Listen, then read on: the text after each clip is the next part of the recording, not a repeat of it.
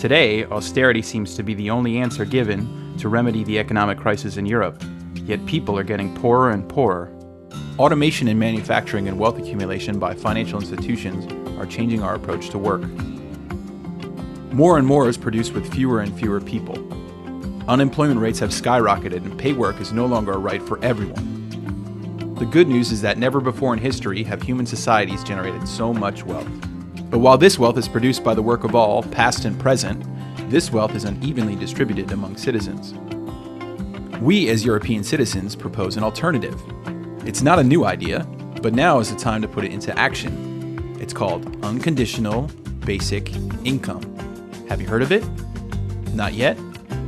Article 25 of the Universal Declaration of Human Rights states, "Everyone has the right to a standard of living adequate for the health and well-being of himself and of his family, including food, clothing, housing, and medical care, and necessary social services, and the right to security in the event of unemployment, sickness." There it is. Basic income should be universal, individual, unconditional, and high enough to ensure a dignified existence and participation in society.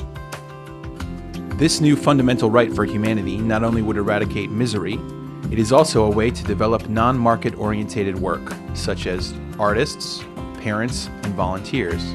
But it's also an economic measure. A basic income for all means supporting local business. Therefore, it would enable us to fully exercise our citizenship.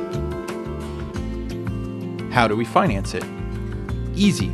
We have several proposals: financial and high-income taxation, a consumption tax on luxury goods and polluting products, and mainly, self-financing by simplification of a very long list of current social transfers and associated public services which have become obsolete. What we propose would be much simpler, equal, and transparent. Everyone gets a basic income without even asking for it. But then of course it's up to you to work if you want more money. We as European citizens have now launched an official petition called the European Citizen Initiative to make the European authorities examine our manifesto. So, what's the deal? First of all, we have to surpass a minimum threshold of 7 countries minimum. 15 countries have already joined the campaign and are getting ready to collect signatures. Hopefully others will join up soon. The European Commission must consider our proposals when we reach the 1 million signatures required. If accepted, studies of the different models and amounts of basic income will begin.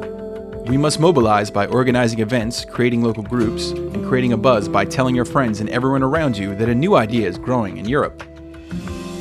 Thank you for visiting basicincome2013.eu and signing our petition.